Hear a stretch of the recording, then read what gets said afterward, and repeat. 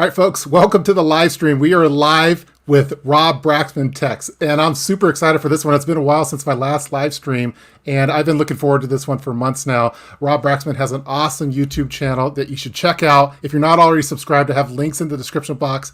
Go check out him on YouTube in addition to Odyssey, because we never know what's going to happen to us over on YouTube, but Odyssey is always going to be there. But Rob Braxman focuses on phone privacy, internet privacy, and he's also a prepper and a ham radio operator. And that's what I was hoping to focus on for this particular video, is to talk a little bit about the stuff that Rob's doing in addition to looking at it from a preparedness mindset. So we're going to just start diving into things as people are joining this live stream, and we'll have a lot of Q&A and some fun. So Rob, thank you so much for being on the live stream.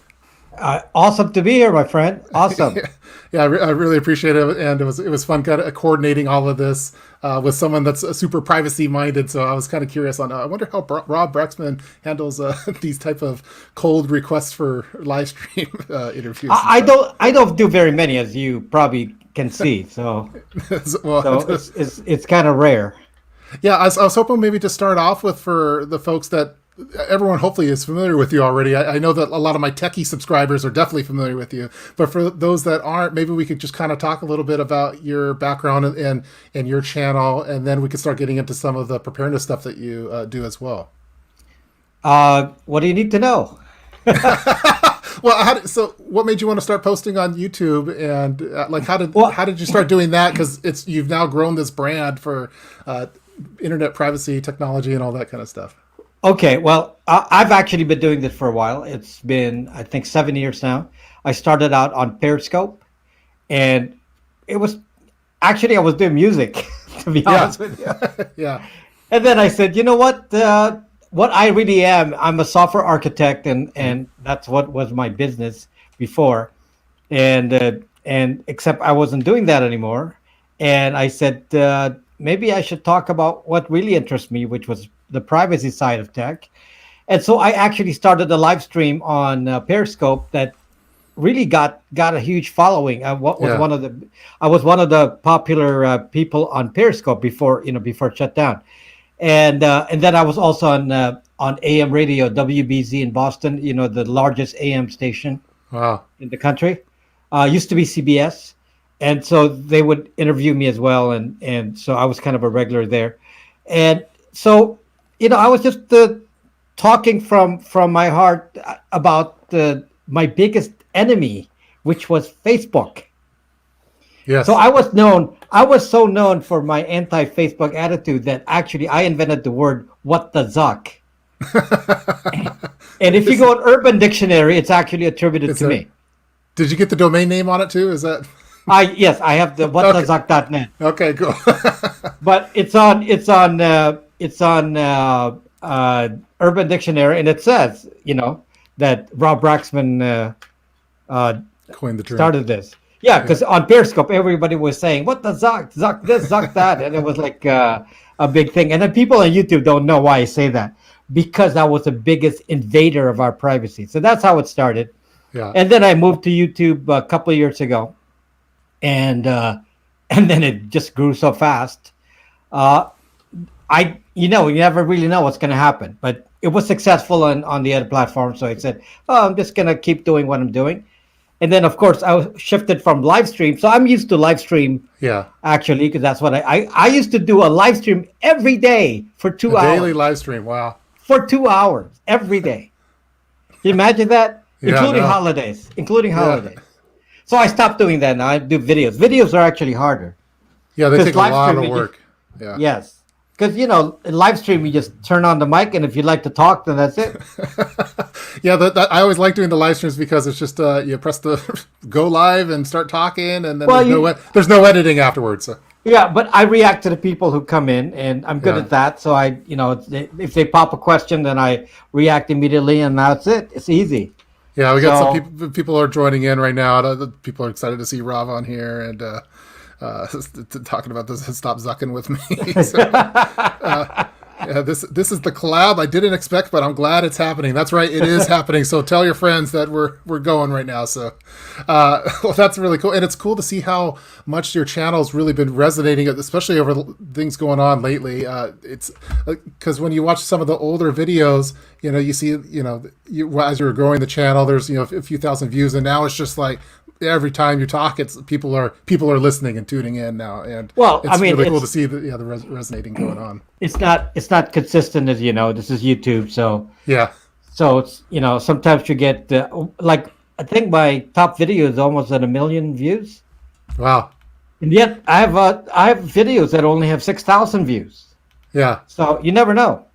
Yeah, and it seems like not too long ago that you passed 100K, and then now it's 250 already. So, so I'm glad that we got you on now before you get to the 1 million subscriber mark. So.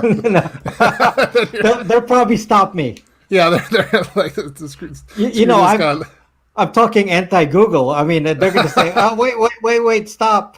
We'll take that. We'll take the loss. No, the YouTube plaque there. Oh yeah, you got your silver play button. Yeah, I got mine back there too. Yeah. They'll take it back and say, "Wait a minute, we don't like what you're talking about." And fortunately, you're backed up on Odyssey as well, so you have like the largest tech channel I think on Odyssey for by far. It seems like so. Yeah, it seems like it. But what's so funny is that I'm like I said, I'm coming close to Donald Trump. He's at 51,000, and I'm at 50,000. Yeah, so you're gonna pass up the Donald pretty soon. Which is I'm about news. 1,000 away, which could happen in a couple of weeks. Very cool. Well, awesome. Well, I thought and some of the earlier videos that when you go back on your YouTube channel, for example, you see that you're talking a lot about ham radio stuff and some product reviews for gear and stuff. And then at some point, it seems like you made the switch over to more of like the cell phone privacy and that kind of stuff. Was that just because it seemed to be what people were wanting to see at the time, or what made you decide to switch from a lot of the more preparedness type stuff over to things that phone related things? Well, you never know what people want to hear about. Yeah. Right. But I've always known that the biggest issue was that these phones are the biggest invaders of privacy. Mm-hmm. So I've always known that, and so one of my first videos was about Linux phones. Yeah. And those were popular for the time. I mean, compared to the new stuff, I guess you wouldn't say it's popular, but it was for the time. These things were popular. Yep. The Linux phone videos, not this, but the Linux phone videos, and because people wanted an option, and then so I did flip phones and all that, and then I actually started to Googling myself. So a couple of years ago, I started. Okay, I wanted find out what the best choice is. What is better, a Linux phone or because I'm good with Linux. Yep. So what's better, a Linux phone or the Google phone? As it turns out, for now, this is the only option. Linux phone is not an option yet. Yeah, from the ones I've seen, what's the one that? Well, there's two: the Pine phone and the Librem 5. Yeah, the Librem 5 is the one I was looking at, but I decided to go with more of the de-Googled route for mine. Yeah, it's actually more practical. In terms of security, it's actually more secure to be with Android. And as far as the advantages of Linux, the problem is the apps. It's going to be very limiting for a lot of people. Yeah. So somebody like me, I can make my own apps, but other people can't deal with that. So it's not an option. And so you have your website. Then I thought we could probably talk a little bit about. So people are able to go to your website, go to brax.me, and then they could get these de-Googled phones. So I thought we could talk a little bit about. A lot of the people that watch my channel, they may not be familiar with a de-Googled phone and what it is, what it means, and why they should have it as preppers. So I'm trying to talk about all of the typical stuff that you talk about from a preparedness mindset. But can we talk? I know that you're using Lineage OS for yours. Can we kind of talk about why preppers should have one of these type of phones? Well, you kind of brought it up, in our pre-broadcast discussion about the relationship map. Yes. And the problem is, thing about preppers is that, according to Google, you'd probably be categorized as a violent far right extremist, simply by some of the viewpoints that would classify a prepper. One of the classifications of a prepper typically is that you would normally have a way of defending yourself. Yep. And that in itself is a qualifier, and they would say, okay, prepper, okay, prepper is a code word for the Second Amendment. Yep. Prepper is a code word for, anti-government. Prepper, you know what I mean? That this kind of stuff is always happening. So the problem is that, I never trust the government. That's my deal. I don't know about the rest of the prepper community, but I don't trust the government. I don't want to be on a list. Yeah. I probably am on the list because of what I do, but Yeah, I don't want to be in the list. I don't want to be in the list saying who has these kinds of things, whatever those things are. Yeah, those things. Yeah, those things. Yeah, I've heard about them. What kinds of things and who has these certain kinds of beliefs, and then you get targeted. Now, the problem is this is extending now to just beyond government, because Google itself targets, and this is one of my videos, targets individuals like preppers. In fact, they have a category there where if you're anti-V, not going to say what anti-V means, meaning anti-C, anti-CV, VA, whatever. Yeah. Anyway, if you don't want to get injected, in other words, you're classified as a violent far-right extremist, and that's the category that they've raised. And Google changes your internet. Google changes your they actually admit to it. Well, the internet's different for everyone, it seems like. So, but there's an active targeting by this company that's associated with Google, the Google company called Jigsaw, associated with Moonshot CVE, which is a British company, and they actually changed the internet for targeted people. Meaning, if you believe that those things that you have are good, they're going to pump you with the information saying, hey, that's not good. If you do a search, the stuff that you expect to search are down on the bottom. It's always some stuff on top, making you think that whatever it is that you have, those things are bad. They're going to make you feel guilty about having those things. So active manipulation. So when somebody says, in fact, somebody made a comment today in my video. It said, "You're paranoid." They said. Yeah. I don't think preppers are paranoid, but No. But when somebody actually comes around and says, "Oh, I'm going to change your internet," that is beyond paranoia. They admit to it. That means somebody is trying to control the vote. I mean, that alone. I mean, trying to change society for their benefit and not necessarily for yours. And you're just supposed to sit around and accept that. So by being hidden, by having privacy, they cannot target you. That's really the important point here.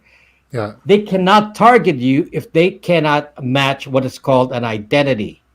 Everything has to be tied to an identity. The algorithms actually fail if you don't have an identity. That's why I use a de-Google phone. A de-Google phone has no identity. All of your phones, if you're running Android and iPhone, they're tied to your name, to your Apple ID, Google ID, and everything you do, your motions. They know what kind of store you went to buy your thing. They know how many times you went there. If you're getting, things to put in your, instruments. They know how many times you go there to stock up. They'll know when you go to the range. It's all on the tracking here. So Yeah, that's one of the reasons why I eventually started getting into being a little bit more, a lot more privacy minded with my phones, and I even put my phones in Faraday bags because Yeah, well, But yeah. it was because my wife and I were shopping for a rowing machine one year because we wanted to work out a little bit more, and so I went into some exercise store, and then I walked in there and with the geolocation and everything. Then all of a sudden, I'm getting advertisements for rowing machines on my TV and on every single computer, and I was like, what's going That's on called here? So that's called geofencing. the geofencing, yeah, which is Right, and that just kind right. of scared me a little bit, and that's why I went, okay, I'm going to look into Rob Braxman. I'm going to look into some of the Right. other So people. so it's not a joke. What I talk Yeah, about, it's not a joke that this is tracking you. yeah, So it, and especially preppers are considered to be weird. We're like we're not normal people. yeah. Yeah, I don't even like We think sometimes. differently. Yeah, they don't like even using the word prepping because it has a negative connotation, maybe because of doomsday preppers, or they think that we're, in some underground bunker with fatigues, which we might be. But, Not on on my the channel, urban one. yeah, on my channel, I mean, I don't talk about politics, I don't talk about guns, I don't talk about anything like that. For me, it's a form of insurance, just like car insurance or whatever health insurance. But at least with prepping, when I buy preps and get these things, I actually get something out of it. I get some swag out of it. So. I was telling you the story. I was actually doing a live stream on my channel, and the live stream was about ham radio. So I was Yeah, telling people about how to, for especially California, we get a lot of earthquakes, and we said, it'd be good to have a ham radio where, in an emergency, if the whole internet goes down, you'd be protected. And you know what's so funny? Right in the middle of that broadcast, in the middle of that sucking broadcast, we had yeah. an earthquake. That's Ham guys have been waiting for that for years now. So you actually got it on recording. Right. So it was funny because then I said, okay, now we have an earthquake. So I turned on the ham radio, the portable handset that I had, and I had them listen to what was being said, and people can see how it was actually being used live, so they Yeah, can actually see, oh, wow, that's pretty awesome, because that stuff wasn't even on the radio or TV, and people were like reporting on site and saying, oh yeah, there's no problem here, problem there, and within a few minutes you find out where the actual earthquake occurred, which was around 60 miles away or so.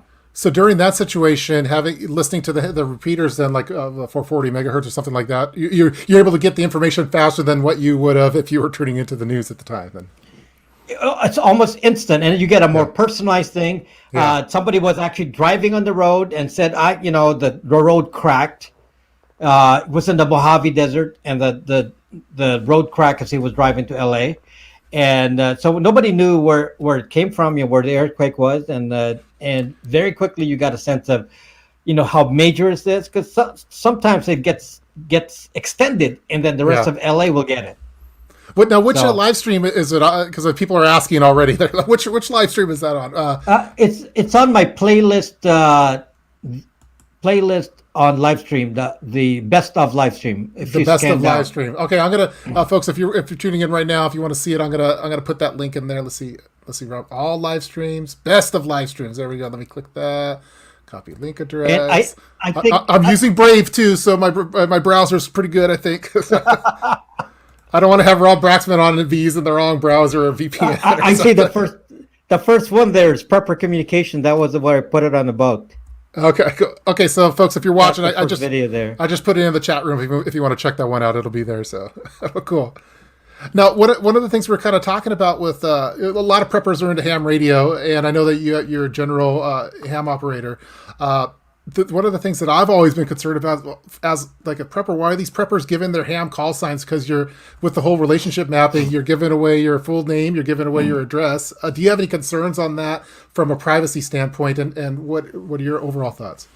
Okay, so on YouTube, a lot of people are saying to me, "Hey, you're not really a ham operator because you're not revealing your call sign."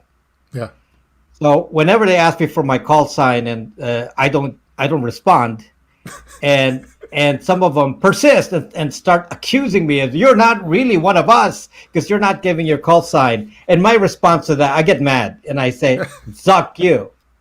You know, I'm the internet privacy guy.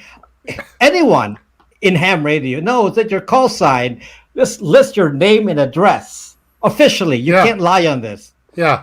right? And so the only protection you have is to not reveal the call sign. Now, Yes. if I am on ham radio, which is seldom because I don't do rag chewing. I do more experimental things. But if I'm on ham radio, I I have to tell them what my call sign is. That's a law, so I'm going to abide by the law. But if you have a GMRS radio, then the GMRS radio, you don't have that. In fact, in LA, nobody gives their call signs on GMRS because it's shorter range. And I'm actually more on marine radio. I'm on marine radio all the time because I'm You're by the water. yeah. Well, I'm on a boat, Yeah. so I'm on marine radio. So on a marine radio, you don't have to announce anything except for maybe your boat name if you need to, and that's about it. So now let me just answer the question there. Yeah.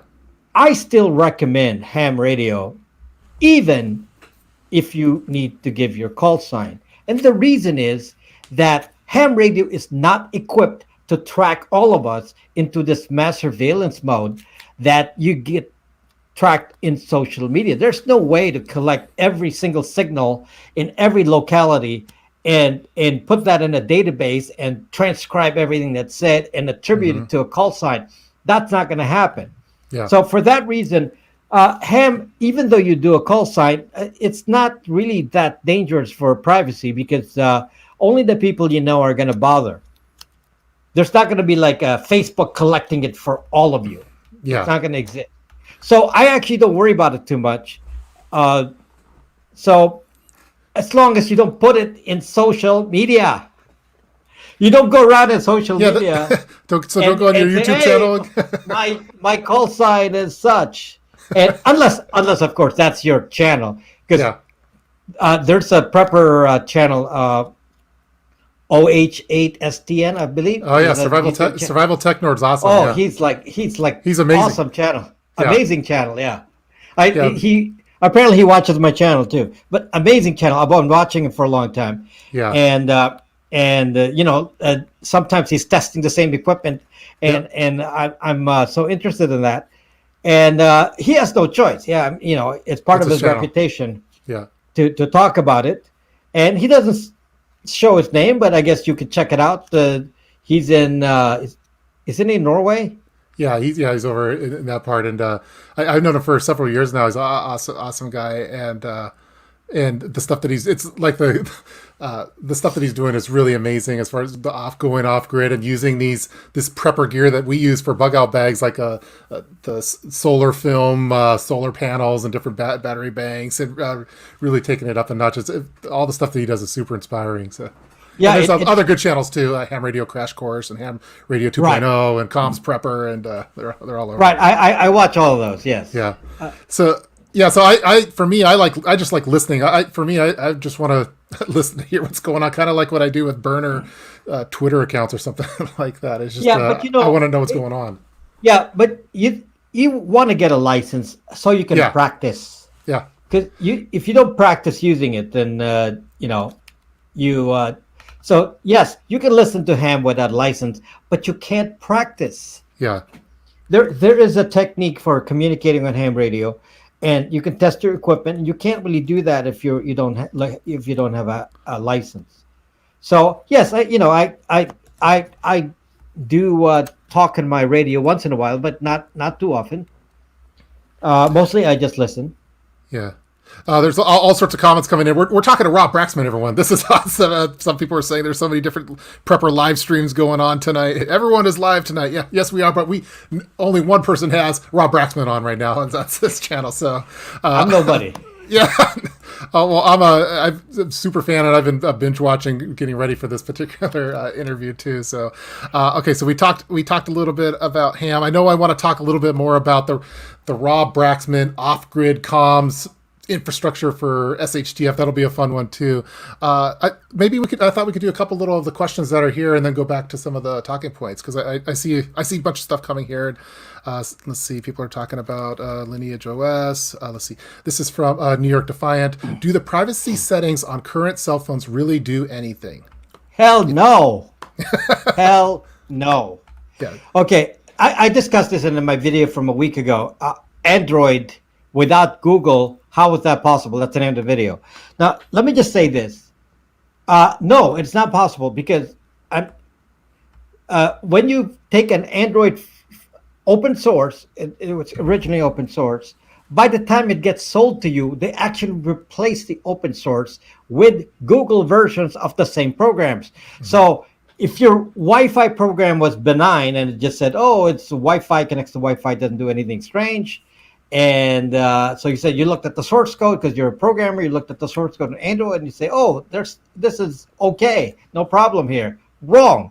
Because what happens is when Google actually releases the final version, they overlay their version of the Wi-Fi program, the Bluetooth, all of that. They replace it all with all the spyware. So it's not in the source code.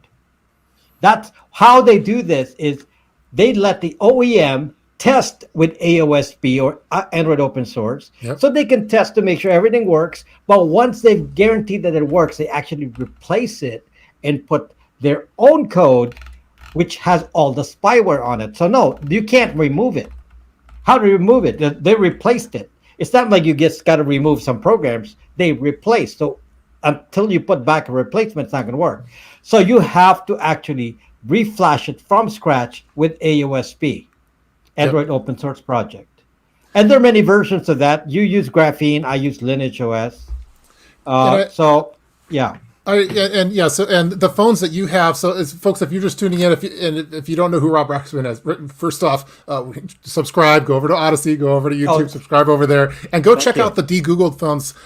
It's as he's talking about here. It's basically, like on mine, I have a Graphene OS. On the ones that you do are Lineage OS. I know that I remember you talking about in a previous live stream, I think, where you like Graphene OS, but some of the Graphene OS people get mad that you're using Lineage or something like that. I don't know. It's some of the people toxic community. Yes. Yeah, but I don't know anything about the community.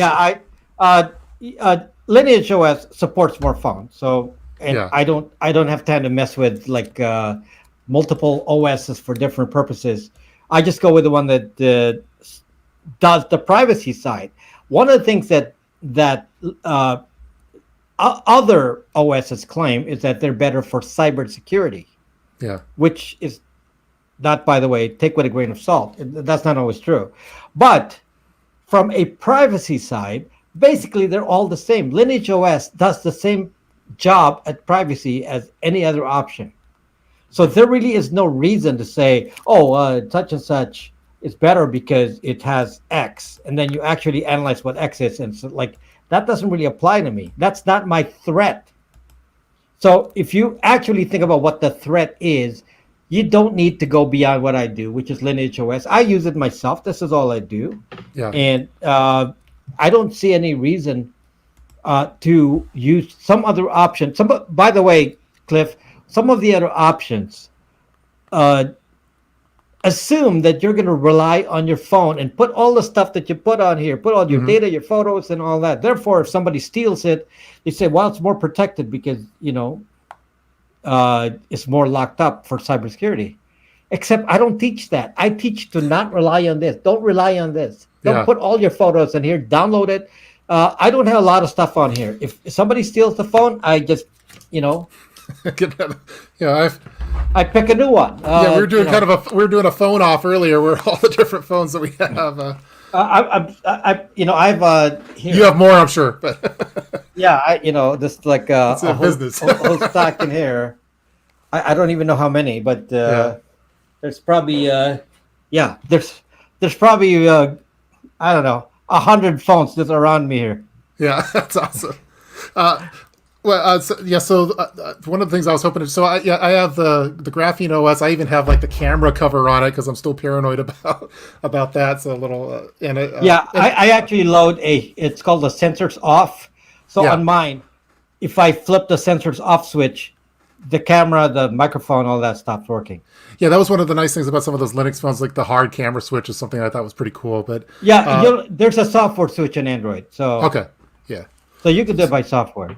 cool. So and I can we talk a little bit more about the relationship mapping on what that is? Because I've been ever since that you really talked about it, and I've talked with like the Hated one in a previous live stream, just the whole idea of because a lot of preppers are using like Proton Mail or something, or they're using Element or Signal or Telegram, and you really have stressed this on the internet as far as what relationship mapping is, how it works, and how, like, even if we're using some kind of encrypted email, that we could still be figured out by our identity. So the question I have is there anyone else talking about relationship maps?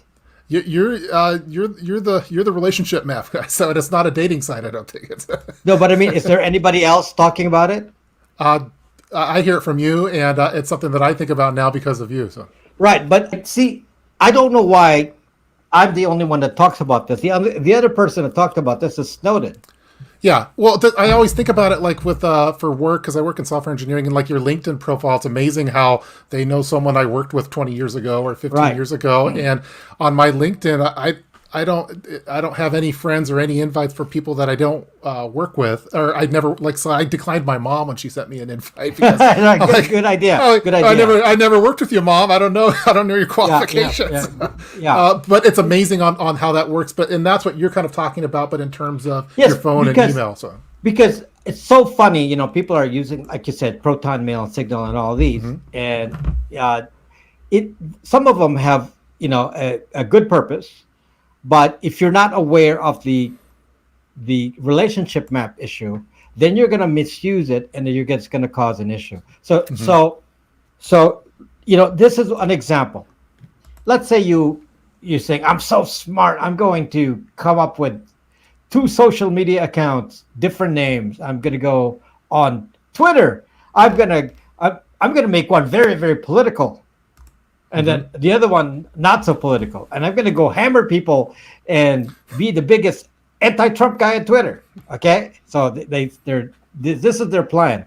Okay, then they don't think about this, and they say, I'm going to use a different phone number and all this. I'm going to do I'm not going to give them the same email. Going to be different email because I'm smart. I'm, not going to reveal who I am because I'm going to really, create some uproar on Twitter with my post. Okay, so that's the premise, right? yeah, And then they use the app, and then they upload their contacts. yep. Okay, if you upload your contacts, and 2 accounts have the same contacts, what do you think that means? Then obviously 2 people with the same contacts is the same person. Yeah, Not only that, it shows who you're connected to. How do you go about doing, because you're a social media presence, you're a YouTuber, Odyssey, you're all over the place, the website. Like I had to eventually, and we were talking offline as far as I had to make my own like social media phone that has no contacts, has no calendar, has no email. It's just for updating like the stuff for this channel. How does Rob Braxman do it? Well, let me tell you something. Just to show you a flaw, I made a mistake once. So I already know that Facebook is one of the most dangerous places for contact lists, because basically by having everyone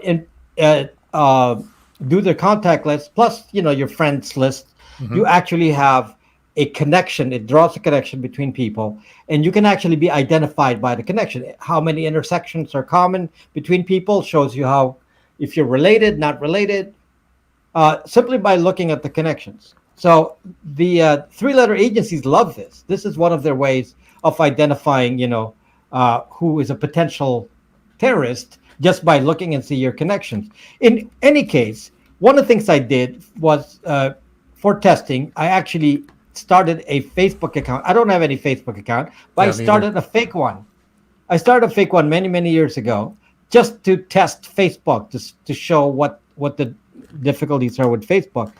And I always keep an eye on this because I know that it can actually, I feed the disinformation. Like for a while, I said, let me start out by saying I'm in New York. So I kept giving it New York data, New York locations. I would search for everything New York only. I had no friends, no contacts, no nothing. Okay. And then I would look at the recommended list of friends to see what it would say. And it turns out that the the Facebook said, "Oh no, you live in," and it actually pointed to an area within 5 miles. So Wow. screwed up. So I said, that is really sucked up. I mean, how did they do that? Well, I know how they did it, but it's really sad because you can't VPN. A VPN doesn't help. They can do it. Anyway, what I did was I watched the recommended friends list to make sure that that's clean because it's an account that's not connected to anyone. One day I looked in there and suddenly all of the recommendations, like 100 of them, came out with people I know. Wow. And it's like, how the zuck did they find that? This is why, zuck is always on the tip of my tongue because, the kind of evil. So I said, how did they find out? And the mistake was that I had reused the email. And somebody uploaded the contact list with the email. Oh, And then okay. that was it. That connected everything. And now, so Do you know of anyone else using the whole concept of relationship mapping, or is this another thing that we need to you have to patent sure, out? all of them use it, but Yeah. Facebook is the worst. I'm sure Google does it. Yeah, for Facebook, I have a Facebook fan page, but I don't have a personal Facebook account, so I have like a special computer with my mom's Facebook account that goes through a VPN for updating. Hey, I'm about to go live, or those kind of things. But I haven't been on Facebook for over a decade now, so I personally, I guess, but. Yeah, I use my mom's too if I need to do something. That's funny. So, Mom, if you're watching, yeah, she knows. So, Yeah, except in my case, my mom doesn't live near me, so at least they can't track her location connected to mine. yeah. What do you use? I kind of know the answer on this one, but one of the topics that I like that you talk about on your channel, by the way, if you're just tuning in now, we're talking to Rob Braxman. This is awesome. And hopefully I'm not too nervous and stumbling over my words, but make sure you go subscribe to the YouTube channel, go over to Odyssey, subscribe there just in case it gets taken down from YouTube for saying the You Z never word, know. saying the Z word too many times. And then also go over to brax.me and go check out the de-Googled phones that he offers over there, which is really cool because not every, like my mom, for example, can't root her Android device and flash a custom ROM on there, but you provide that service so the non-techies can also do it then. And then you also have like an app. You have all sorts of stuff on there, so we'll talk about that more too. Where was I going on that one? Oh, sorry. Now I remember. One of the things that I like that you talk about is for the folks that say, "Well, I have nothing to hide," and for me, the way that I've always looked at it is if I go to a dressing room at a store, let's say Nordstrom's or something, I like having a dressing room not because I'm planning on stealing stuff or anything, but I like having some privacy when I'm dressing. What's your kind of overall thoughts on the folks that say, "Well, I have nothing to hide. What's the big deal?" type thing? By the way, you revealed your location just by saying Nordstrom. Oh, everyone knows I have it on my logo, so Oh, okay. yeah. But I always say Greater Seattle area, so that could be like Port Townsend, maybe. I don't know. Of course, LA is big, so I can say anything here. It doesn't matter. Yeah. So it's like that comment that I got today from that gentleman who left the comment that so you're paranoid. You're ultra paranoid. He actually like used some descriptor that made like super paranoid. Something to that extent. And unfortunately, this is the sad part, that the more you are, the worse it is for all of us.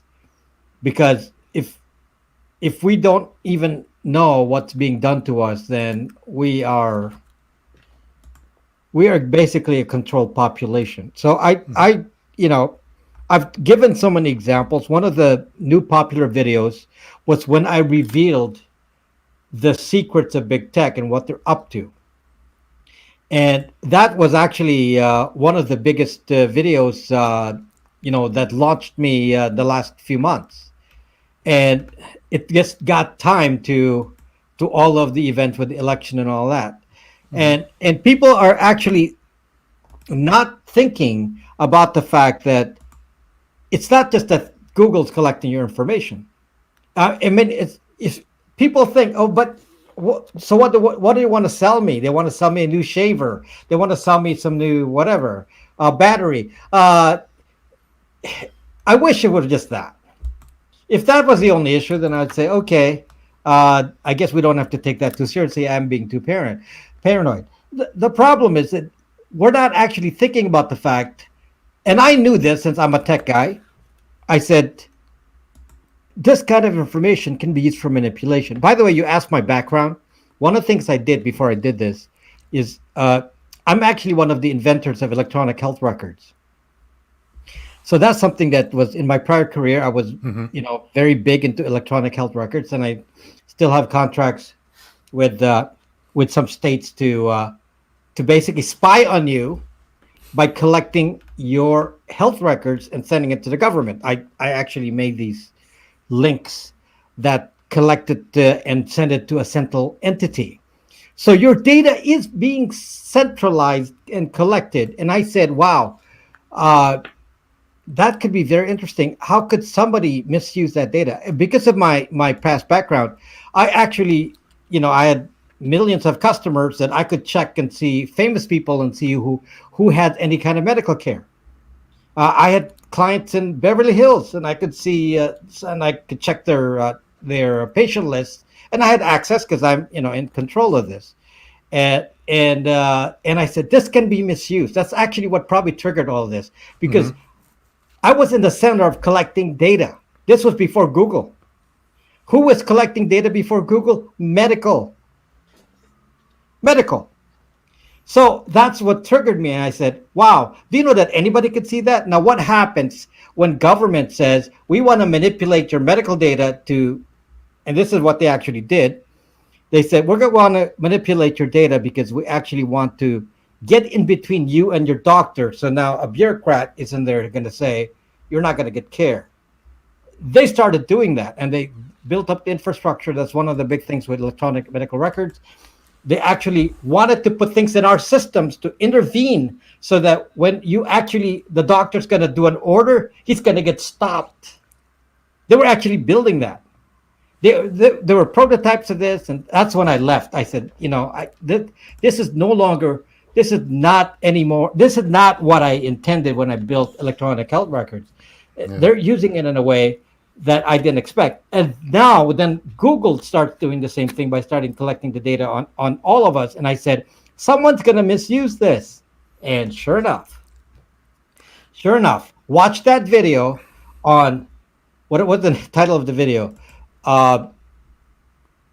The bombshell video. Let's see, is it Bombshell? I'll get it up there. I'll put it in the chat room as we're going. So, nobody watched that video. That was not very popular. Yeah, you never know which video someone's going to watch or not. I mean, it's a bombshell, but it's like, I have nothing to hide. But I'm telling you that somebody is actually manipulating you and changing your internet. And I have nothing to hide, but I guess it's not a bombshell. So that actually revealed the details that no one had shown proof of that before.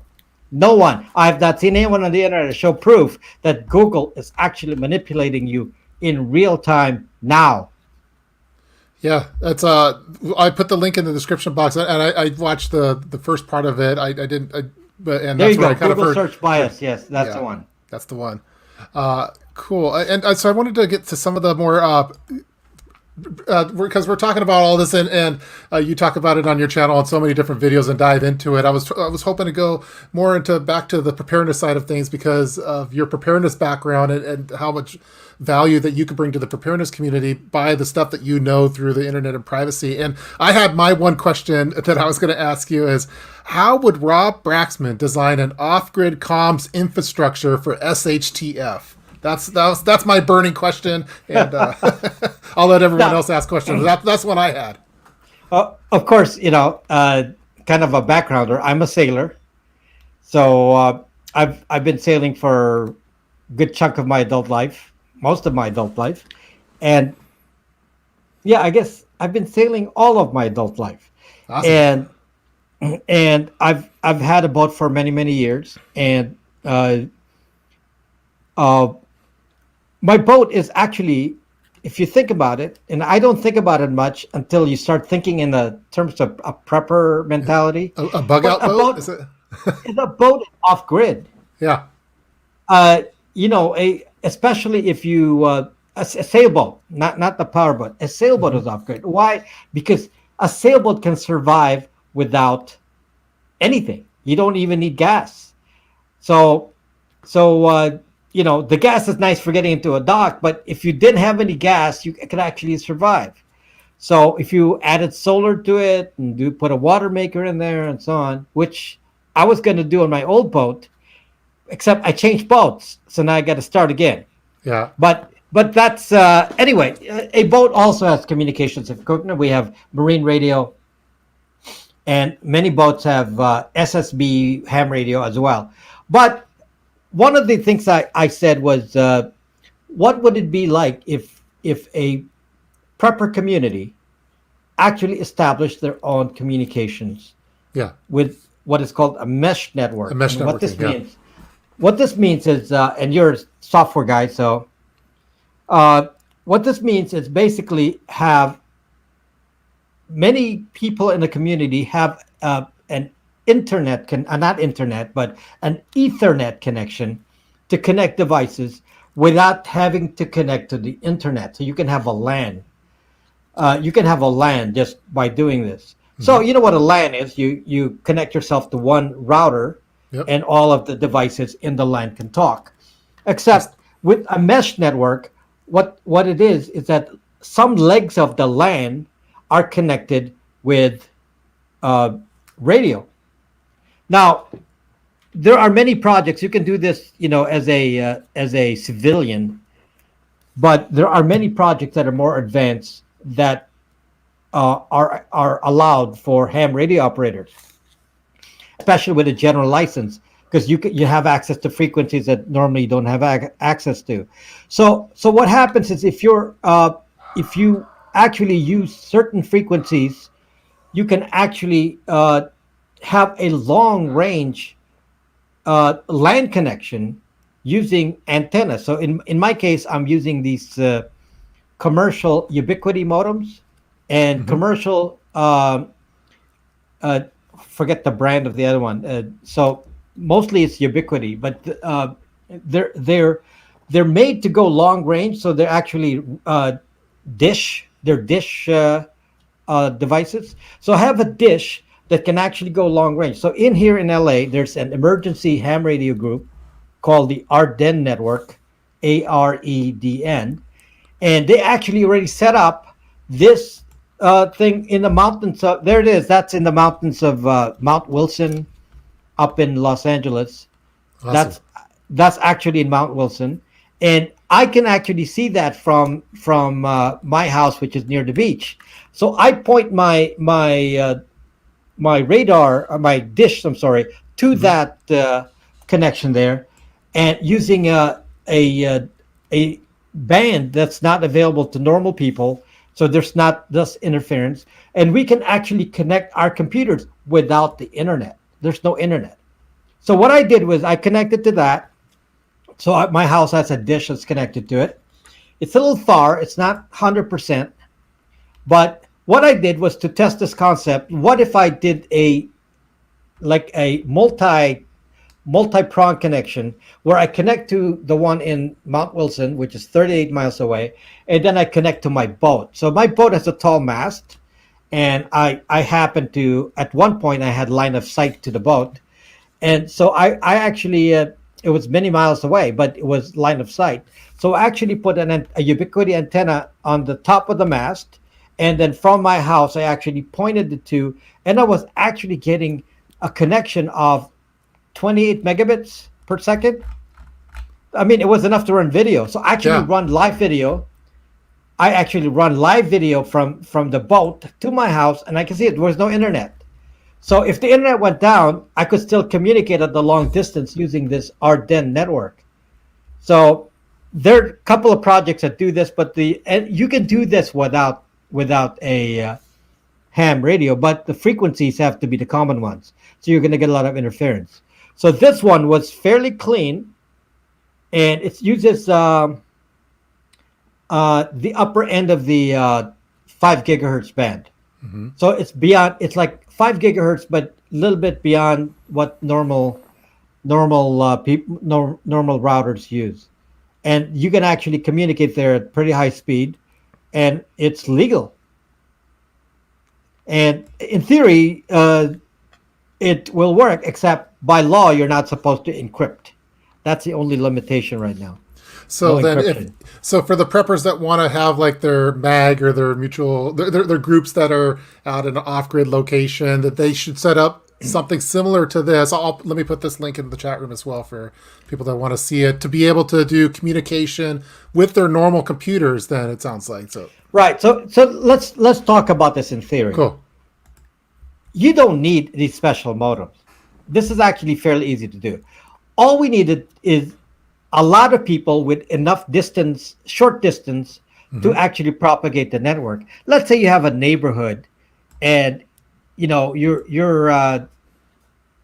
let's say you're a proper community. Yep. If you put enough of these devices, with enough people, like maybe every other house, you don't need the internet. You can actually make your own internet with just a connection of quarter of a mile from point to point, and quarter of a mile can handle obstructions. But Yep. the one I'm using is 38 miles. That's a long leg. But this can even occur. There was a company that had an Indigo project where they was actually selling these devices. Except in order for it to work, there had to be like mass acceptance. We have to come to the point where we say, we hate the internet as it is, and we're going to buy one of these devices. If most people bought this device, and too bad it didn't succeed, if many people bought this device, you don't need the internet. You can actually go beyond it. Yeah, one of the things I've been into the past couple of years is using those little GoTenna meshes. The GoTenna meshes, because anyone like my mom could have this GoTenna mesh connected to Bluetooth through her phone, and I've been using it for like neighborhood watch groups where I have like one on the ceiling and stuff like that. And you could really get a neighborhood. What's the range? So you could probably from the actual range that I get is maybe half a mile, but depending on it's basically line of sight type thing. So one of the things that I experimented on my channel was taking some GoPros up, not GoPros, but quadcopters and taking them up to, and I was able to get an entire the city area basically with just a couple of those things going up at periodic times, which is so I'm really into like the whole idea of mesh networking, and you would think that if phone companies really wanted to, like in Puerto Rico, they were using them, for example, during the hurricane. But you would think that they'd be able to build in something like that technology into your phone, so you didn't need to have anything special. The phones would just communicate in a mesh network like that. Well, this is very interesting. If let's say the internet died tomorrow, you could actually change the firmware of many of the standard routers that you have and turn them into a mesh network. Yeah. So that can actually be done. So if let's say there's a EMP, and you still have running mesh, routers, because you had them unplugged. And in a Faraday cage or unplugged, and you powered them with solar, you can actually make an internet even without any infrastructure. It's possible. Yeah, well, people back in the day, we used to do our LAN parties and play Doom or whatever it was, but. Yeah, you're going way back here. Right? Am I dating myself too much? Sorry. GoldenEye. I don't know. No, that was NES. But so a lot of us preppers, we have our Faraday cages, and I have like my COMMS module with certain electronics in there. So if there was like the boogeyman of preppers, the EMP, that's hopefully has a little bit of protection for that. But I think that's like a ham radio crash course has a cool video regarding the whole idea of mesh networking and how kind of the future of the internet, and really as a society it'd be cool if we kind of move more towards that direction, because it would help with a lot of these things, it seems like. I actually have a video on EMP. You do? I gotta find that. Well, the thing about EMP is it's actually related to ham radio. And I've never seen this video. Okay, all right, folks, I'm putting it in the chat room. So I don't know if anybody even watched that. How many views do I have on that? 3.7 thousand views a year ago. Oh my God. Let's boost that count up, and everyone, let's smash the like button and say that you saw it from here. That video, 3.7 thousand. Can you imagine? Most of my videos are up there, and 3.7 thousand is like nobody watched it. Yeah. Normally I get that in a day, and that's like 2 years later, nobody watched that. Prepping topics aren't that popular. They're like, I don't know. Yeah, but EMP is interesting because, as it turns out, the frequencies that generate the AC current is based on the length of the wire, and so if your phone is unplugged, most of our phones are unplugged. Mm-hmm. The chances are that your phone will actually survive an EMP. Yeah.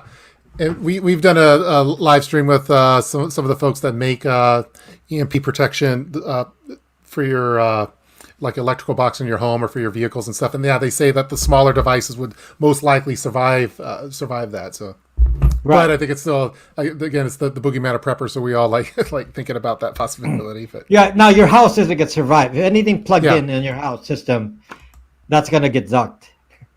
Yeah, let me get that. Let me press the like button already. I haven't watched the video, but I know it's going to be good. So, I don't know. It was one of my first videos. So I was just showing, the electromagnetic effect of that. See, I forgot what that video was. Yeah, EMP Shield. That's the one that I was talking with. That was last summer. So, EMP Doctor is a good channel for EMP prep. Yes. This is so funny. I'm not a techie, just an old lady, and this is fascinating. I'm learning so much. Bravo! Thank you so much, Pony Girl. So, not everything that I do needs to be super techie. Some of them are just you just have to get the big picture. Yeah, I like this one. Looks like you got the green screen type thing going with all the charts and diagrams. That's awesome. Yeah, I stopped doing that. I stopped doing the green screen. Yeah, I've never done the green screen yet, but that's cool. Cool. So basically, you're off grid. So what you described, basically for the marine use, you see that could be used within the preparedness community for those that want to have some offsite location at somewhere. We talked a little bit about the EMP protection and the routers, and that we could really flash. Yeah. If you have a community of preppers, you could actually, especially out in the boonies. You have an off-grid kind of location. You can connect buildings and, basically a large family, neighbors, and have your own early warning system because everyone's going to be connected. Even when the grid's down, you can connect. Yeah. So the technology is there for this. This is nothing all that exceptional. You don't need the internet, but you can connect it to the internet, at least, to monitor. But if the internet goes down, no big deal. See, Mr. Morris is just loving this one. He says he's been fanboying out on this one, and it's gonna. Yeah, I may or may not have binge watch Rob after watching. I often go on binge watching on your videos, and then I get all paranoid. And a few months ago, I kept waking up in the middle of the night, and I gotta put my phones in my Faraday bag. I got a bad feeling about something, and nothing ever happened. But when you have a de-Googled phone, you stop worrying because the secret word is identity. Without identity, this phone is actually pretty safe. Yeah. No identity. It's kind of a weird feeling because when I use my my de-Googled phone, I don't want to use the phone as much for it's it's not as addicting. No, I always suggest this. Some people say, "Well, you're so techie." I'm going to make a simple suggestion for the community that's not so techie. It's really simple. Use a computer. Yeah. It's a better keyboard. You don't have to bigger screen. What is this obsession with having this little screen? Why? You can use a big computer. Well, I need a tablet, so I got to use an iPad. Well, run Windows. They have tablets. It's fine. So a computer is much safer. So believe it or not, the computers do not have the same sensors as a phone. So a computer can't track you like this can. Yeah. I found that because I have my social media phone for just, I don't need to post on my Instagram on some prepping thing at the location. I could wait till I get home and transfer the video and get rid of the metadata or all that kind of stuff from it. But I find that with my de-Googled phone that I'm doing like normal stuff before phone use, which is kind of, I don't know, as a late Gen Xer, I guess that's kind of like what it used to be. And I wasn't so reliant on the phone.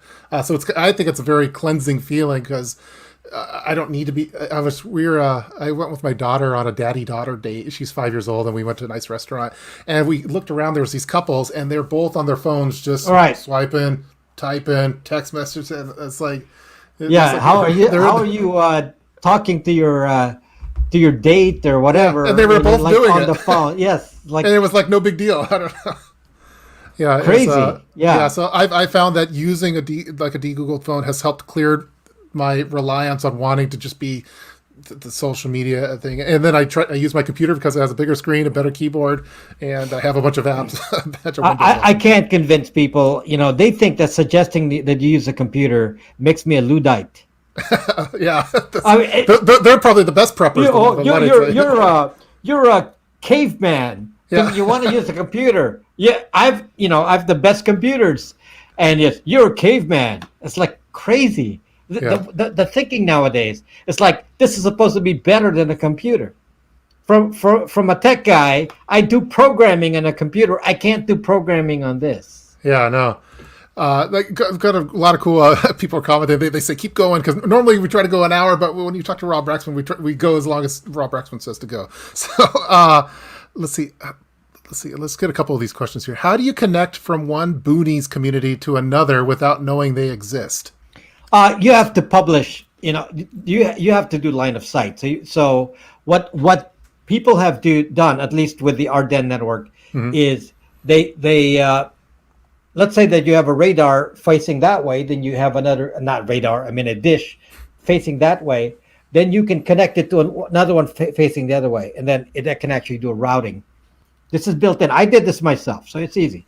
So I think it's good for the smaller communities that they're probably a similar mindset, adjacent mindset with each other. And so they're probably just knowing of each other and kind of working together. Sounds like. Well, no. For example, let's say you have a community and they're far, but there's a tall hill. So you have the repeater route dish on top of the hill. That's what they did in LA here. Yep. And then you can use that to go anywhere. Yeah. So it's in the absence of a tall hill, somebody with a antenna ham radio mast that's tall, you can put the router on the top. Yeah. Here's another question. Increase your range. This is from Mark. New neighbor moved in here. How to approach them about prepping? Are you in a prepping neighborhood? Don't talk about prepping. It's like Fight Club.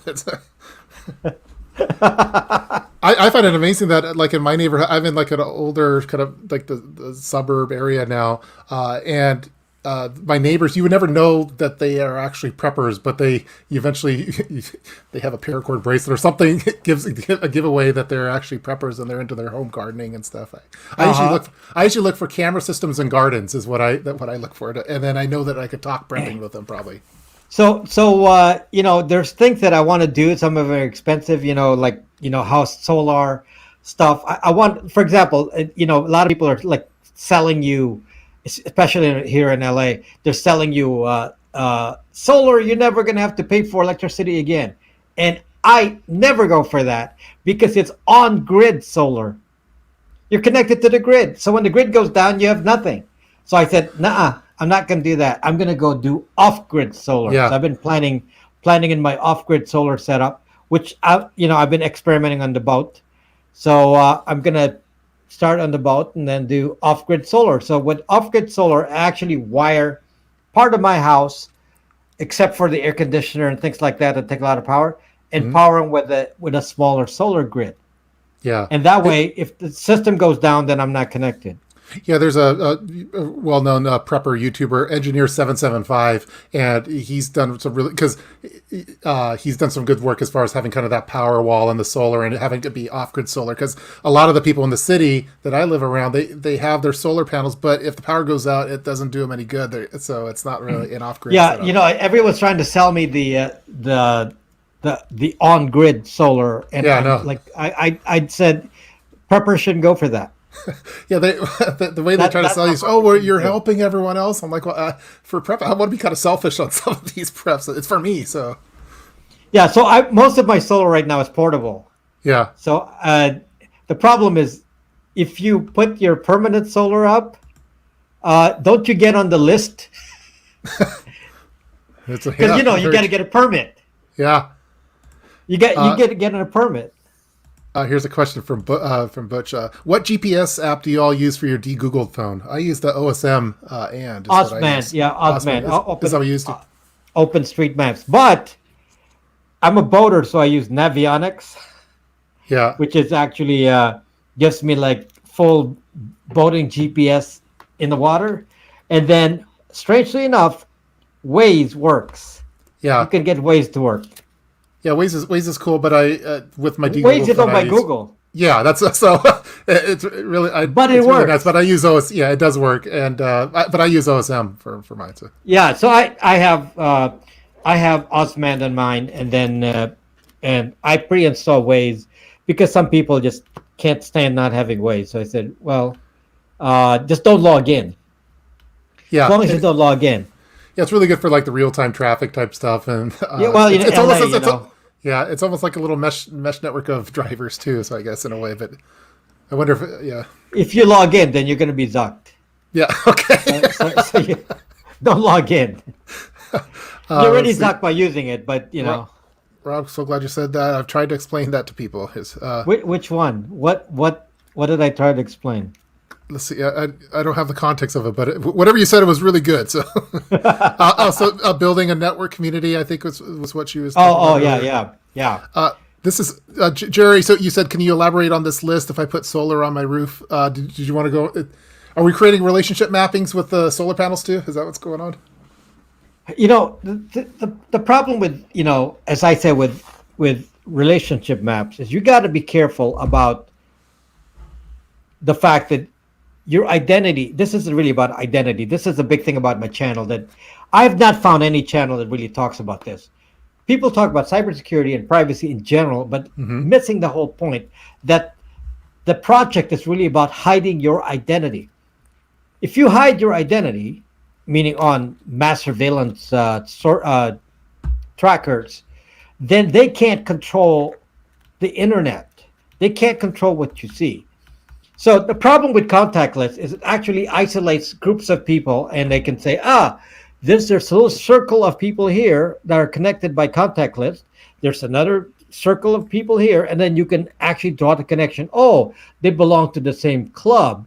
Oh, they belong to the same church. Oh, they belong to the same school. And it's like so much profiling can be done to someone with the intelligent AI. Now, some of you may think no one has smart enough to do this. Trust me. If you actually watch that video, the bombshell video, it actually has a photo that shows all of the dots in Texas. I use Texas as an example to Yeah. show who they classified as, what is it? Violent far right extremists. They had hundreds of thousands of people classified as violent far right extremists. I mean, it's unbelievable number because that's the way they classify them. If you were basically, if you're an anti-vaxxer, you're classified as a far right. What's it? Yeah. A violent far right extremist. I need to write it down and just put it in front of me Yeah, it's kind of because all that stuff's pretty scary because, like, I imagine that they probably don't like privacy people like you saying this kind of stuff, and I don't think they like preppers either. Even though I try to be a real family friendly prepper channel and no cussing, no guns or anything, but it's yeah, still, the thing though is risk. what I'm when I'm I don't give an opinion about, you know, vaccines, for example. That Yeah. I you know, you can have, my theory is you can have your opinion. That's Yep. okay. You can have your opinion. I don't need to, you know, put my opinion on yours, but I don't need to cut out your opinion, which is what social media wants to do to you. It's not give you an opinion. So they think they know everything. So yeah, that's part of what, if you get categorized by these, this contact stuff is going to categorize into something called federated learning of cohorts, flock. That's their new buzzword. Okay, I got to Flock. look more to that one. You're going to be part of a flock. Okay, the prepper flock. Maybe I should just Yeah, go with that. I'm sure every prepper has already been identified. That's part of Yeah. why you don't want to do this relationship mapping, because they're drawing connections, and the connections are drawn by identity. So I'm going to make another video about this, which nobody will watch. But what I want to Well, talk let me know, about. and I'll let the preppers know about it at least. So. Okay, but this is the video I want to. Maybe it could be the next. It probably will be the next video. It's Good. what I want to say. Sneak peek, everyone. Is that it's okay to lie. It's okay to lie. People are afraid to lie, but in some cases, it is okay to lie, and you need to know that you don't. There's no morality to a machine. You can lie to a machine. And that's, you were talking about that in one of your videos. I think it was. Even have a banner for this. Using email for disinformation. So, are you saying lying for disinformation? Is that what we're talking about here? Okay, let me. I'm going to change this banner really quick. So, well, lying for to obscure your identity is really the point. Okay. So yes, if you can. So by the way, somebody made a comment today on one of my videos that said, "Well, we're not going to get to the point where I'm going to stop talking because this is still a free country," or something along those lines, and I don't want to be controlled to the point where I can't speak. You know what? If you think I'm telling you not to speak, you're wrong. That's not what I'm saying. Mm-hmm. I'm saying speak all you want, just lie about your identity. Lie about your identity, because by doing so, the algorithms fail, the computers fail. Mm-hmm. As software people, we understand the limitations of these computers. Yeah, they need to index, and all you have to do is make the index fail. Yeah, I know that you talked about the indexing, like in terms of like a library with books and stuff. That if you don't have the index, how are you going to find anything? So that's actually one of the most important things I teach, and good thing you mentioned that. But yes, so hiding your identity is number one. You don't have to hide your ideas; you just hide it with an identity, and to obscuring your identity in multiple ways. Then you can say whatever you want. You don't have to worry about not being free. All I'm saying is don't let yourself be manipulated, because that's what they want you to do. They want you to say what you think with your own name, your real identity, because they're going to say, "Gotcha." Well, it's really scary. Just like something you said 17 years ago when you were a teenager or whatever could be. Yeah. Hey, you said that you're now depersoned or whatever. The younger people who I know, some of the mistakes they made on the internet. It's great. Like this one person, 1819, discussed. Basically, it was a accusation of rape against somebody else in the school, and they brought this on Facebook. They actually started discussing this on Facebook, and then the father started to get into the discussion on Facebook about all of this, with the accusations of rape going back and forth. And I said to myself, do you actually thinking about that 40 years from now? Who's going to read that? Yeah, that's it's good. It's kind of crazy. I had one. I used to have an old GeoCity site when I was in school, and I'm dating myself again.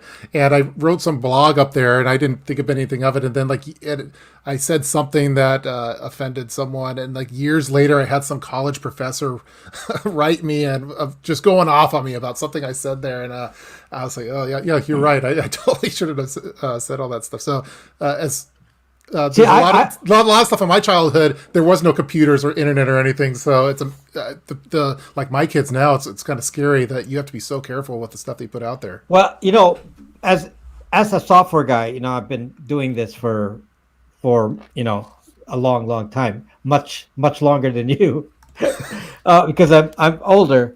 But you're like 25 or so. I thought that's what. Yeah. So we Asians, we can hide our age. I'm half Puerto Rican, and I can't hide it. So anyway, when we what was I talking about again? What was I talking about?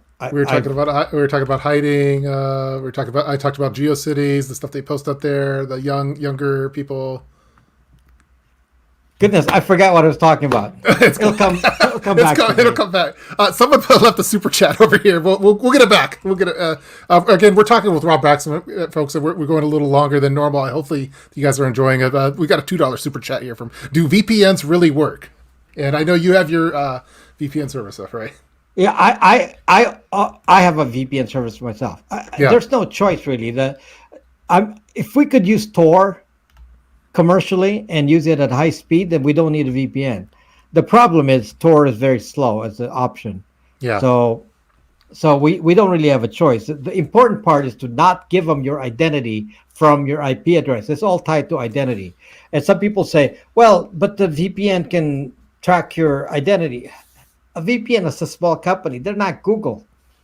Even the largest VPNs, they're not going to have enough of a mass to track you. They don't have that many users. So Google can track all of you by IP address, and IP address is an identity. So you can hide yourself with many usernames and do all this. They track your IP address, and that's it. You're found. Yeah. And then you're done. They match you, and then they say, okay, we have now tracked that this identity on social media is this person because they have the same IP address. A VPN confuses that because it's going to put thousands of people with the same IP address. And that alone is enough to confuse the issue because they're not going to know. Because I love it. In my channel, many of my subscribers use my own VPN. Yeah. And YouTube doesn't like it because YouTube says so many people are coming in from your IP address. Well, obviously because they're buying my VPN. So there's always going to be, hundreds of people with the same IP address, which is perfect.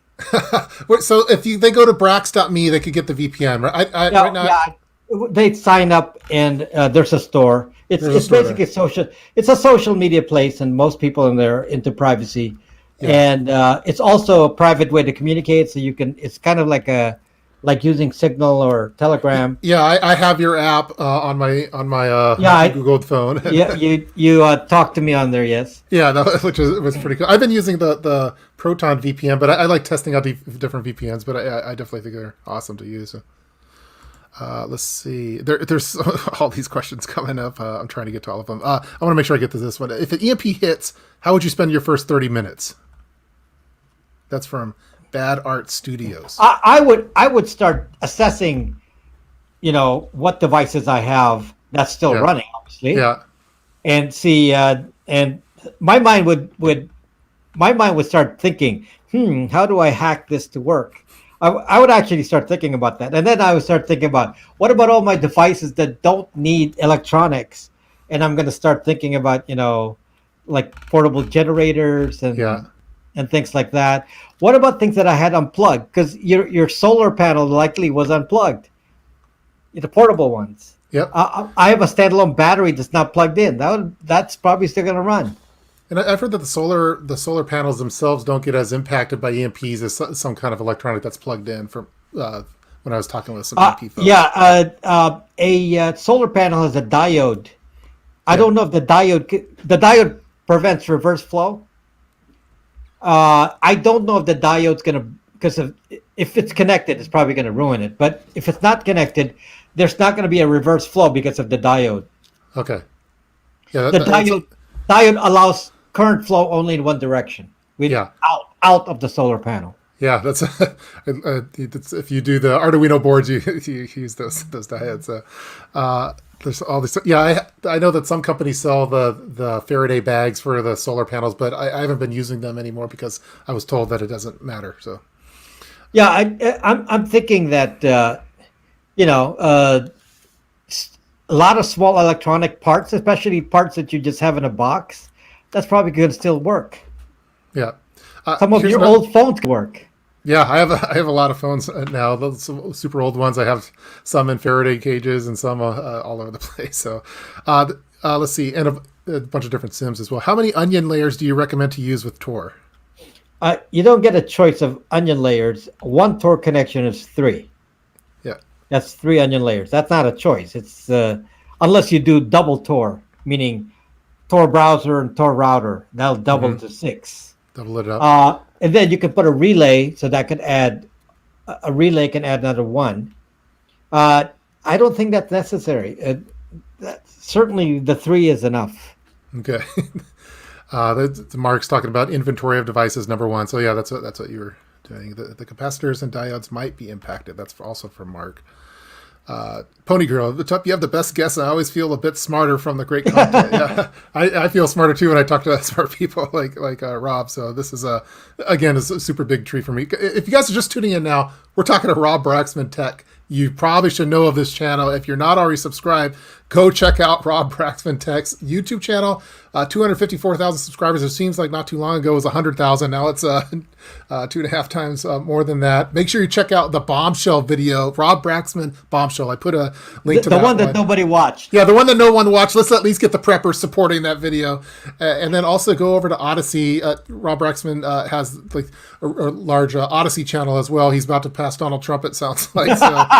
So you're doing okay over there.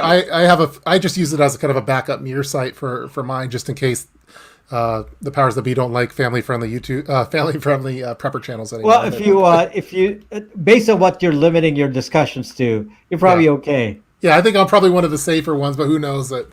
Who knows? But yeah, so follow on Odyssey. I think Odyssey's the cool alt tech video hosting site because it's not like an echo chamber like some of the other ones. So it feels like old school YouTube to me. It feels like 2007 or 8 YouTube because there's all sorts of stuff on there. Yeah, I was careful to on my channel not to be political and not to have any of that, and because privacy really is not a political discussion. It's everyone needs privacy. We were talking a little bit about that. Sheep. Yeah, we were talking a little bit about that with regard to kind of the firearms things, because I was saying how I've really have tried for 10 years, over 10 years now, I've really avoided not talking about that, not saying anything about it because I'm concerned about the privacy part of it. And so you had some kind of thoughts that we were talking offline a little bit about. Well, to be honest with you, I used to be on the Periscope app, and I had a live stream there. And I would always get attacked. I got some threats. And so during the broadcast, I had a prop. My prop was a 1911 pistol, which looked pretty real. Preppers love that one. Yeah. So where did I put it? So I can't even show it on because they'll take it down. You can't even show a prop. It's a prop. It wasn't even real. It's just a prop. So it was part of my prop for trolls. If a troll shows up, then and you're in California, so you definitely don't want to. So it was just a prop. You don't know if I really have one or not. It's just a prop. It was a toy, and I would actually, it has CO2, so I would actually fire it and actually made a sound. Yeah. And it actually had recoil, so looked real, but can't do that on YouTube. So you can't even do it in jest. Can't do that. Yeah, it's I've gotten heckled about it for a decade now of those kind of things. Hey, well, show your firearm or whatever, and like, well, I'm not putting anything on that on the internet. I also don't show my underwear either on the internet. I don't want that kind of information out there. So somebody made a comment again today. It said to me, "You don't need this privacy stuff. Why are you so focused on this?" And I forget what he said exactly, but he basically thought we were all weird for wanting privacy on the internet because you don't need privacy in real life. That's what this guy said. You don't need privacy in real life. So I responded in a comment to the guy and I said, "Oh, you mean you don't have doors and windows at home?" Doors, yeah. It's a glass door, glass house, yeah. So I mean that that's how stupid some of these comments are. It's like, yes, you have more privacy at home because you have doors and windows. On the internet, there is no door and window. Yeah. And when you We go don't have when you that. go shopping at Target or something and you're trying on some jeans, you're going in to change your room, and it's not because you're shoplifting, it's because you want a little privacy. And when you go to the Well, bathroom on the at home- internet, on the internet, when you're going shopping, yeah, then yeah, they can see what you're doing. yeah, And they say, oh, one of my examples in my latest video is that the email actually shows Amazon used to actually send out an email Yeah, every time you purchased. And you said, this was my big joke from Periscope days, they know what bras and panties you're buying and what size and what color. And it was sent in an email to your address, and it was emailed to you so everyone can see it at Google. I said, oh, you're buying that from Amazon. yeah. That's in the video. That's email destroyed our privacy 15 solutions, but I think it's the latest one, right? That is another one that nobody watches. all right, preppers. Let's support that one as well. So we're gonna. Well, I've taken almost 90 minutes of your time. We're talking all sorts of cool stuff and prepper stuff. I think people have been liking this one, and I think it's going to be one that people want to tune into. Some people are just joining for the pervy prepper. Just welcome, pervy prepper. We're about to wrap this one up, I think. But everyone's still going. But let's see. Yeah, brandishing. That's somebody said. You're brandishing. How do you brandish a toy? Yeah. It's a toy. Well, folks, if you're just tuning in now, you're going to have to watch the rerun on this one, but it was a good one. We talked about all sorts of. Rob Braxman is the internet privacy guy, and he dives into these topics in extreme detail. Make sure you go over to his Odyssey channel, subscribe there, 50,000 followers, and then the YouTube channel is really blowing up, the 254,000 subscribers on all sorts of cool topics. Let's support some of those ones that he said people didn't watch, like the email destroyed our privacy one, the bombshell one, and the EMP one. I think we have those ones. We talked about those ones in this one. The EMP one, right? Yeah. Let's get that EMP one up. So, and then if you want to have a de-Googled phone and you don't know anything about rooting your device and flashing custom ROMs, you don't want to do that, go over to Rob Braxman. Go to brax.me. You could go get your de-Googled phone. You'll get it all set up for you, and you'll just be a little bit more private when you're doing stuff. And it also, I think, it helps cleanse you from some of the addiction. You will feel good. You'll feel good doing it. When you have the Google phone, you feel good. It's like doing this to Google. Well, cool. And the originator of Zuck, the What Zuck, the Zuck terminology. What the Zuck? So, Jamie Bell, thank you so much. Great live stream. Pony Girl, thank you. Have Rob on again. He is awesome. Go into his channel next. Yeah, please go over there, subscribe over there, say hello for us.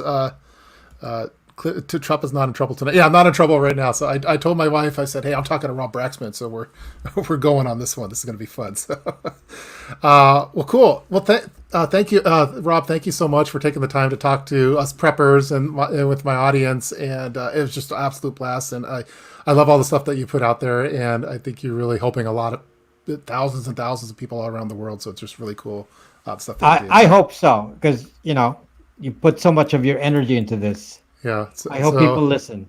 Yeah, and if they get mad at you someday, then we could always go find you on Odyssey. So They will. Yeah.